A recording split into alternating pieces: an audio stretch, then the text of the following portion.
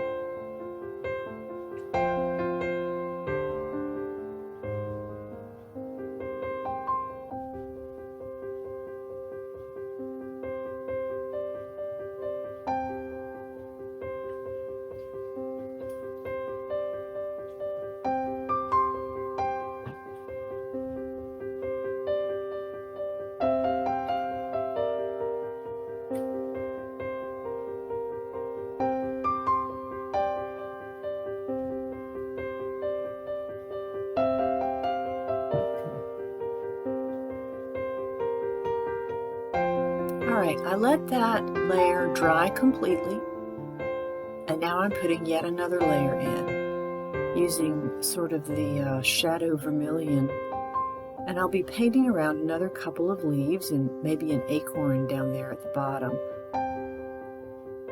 You can see the depth that's happening in the painting. It's kind of a tedious procedure, but I think it's worth it. Very relaxing if you are just, if you don't get too excited about it.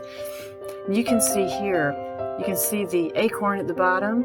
You can see another couple of little leaves up there at the top. And now I was just adding some berries, and then I was going to add some veining in the leaves so that they look more like leaves and not just like blobs.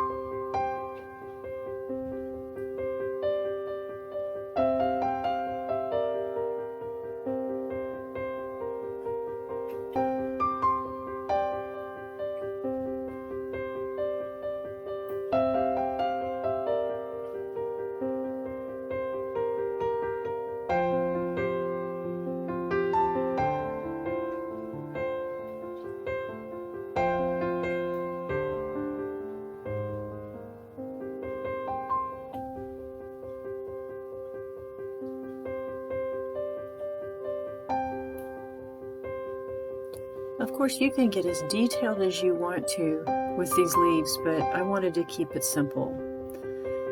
At this point, I wanted to do the winter scene, and I thought I'd do a mountain scene in some deep purples. So I started with the sky and painted around some of the mountains and tried to fill it in so that it looked a little bit misty and a little bit dark and wintry.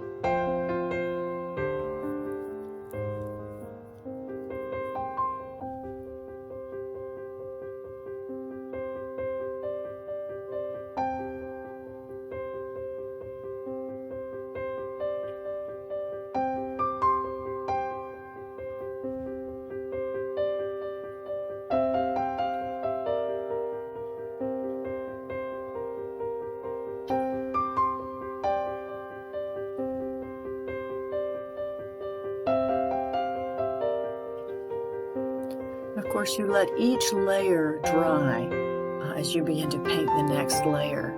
And I wanted to snow cap these mountains, so I simply left the peak white.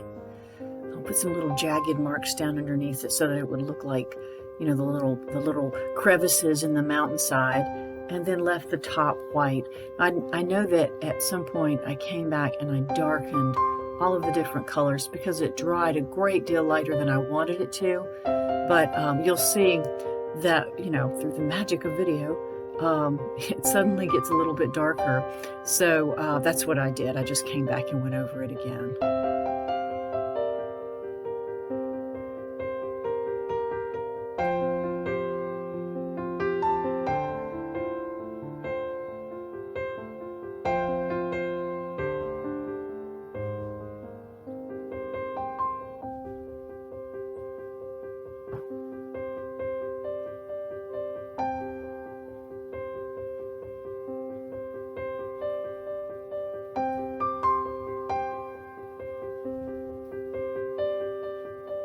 Ah, there it is, the darker sky.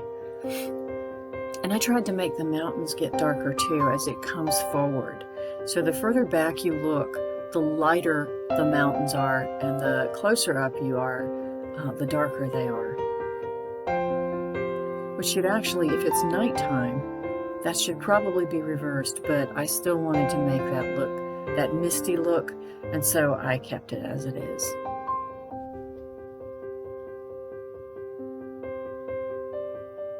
Now that layer has to dry before you put the little trees in. The trees are super simple to make. I think you can probably see these almost anywhere on the internet and on YouTube. A lot of people do pretty good tutorials on this kind of tree. It's just a what do you call it, like a spruce, I think, an evergreen, some pine trees, and then you use your brush to come down underneath them like I'm doing there and just sort of let it fade down into the land beneath it. It gives it a kind of a foggy look.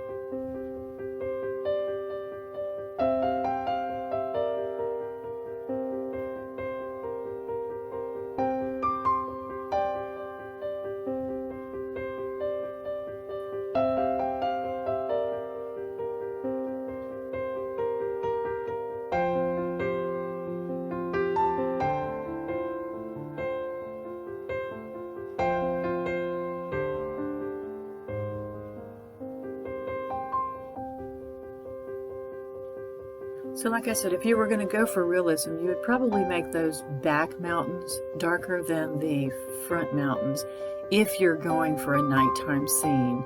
And as you can see right here, I was kind of noticing that, and I started filling it in a little bit darker in the back. But I mean, I was happy enough with the scene as it looked, and it's not supposed to be realism anyway. So this is the winter scene, and what I'm about to do here is put some white stars in that dark purple sky using my Signo white gel ink pen.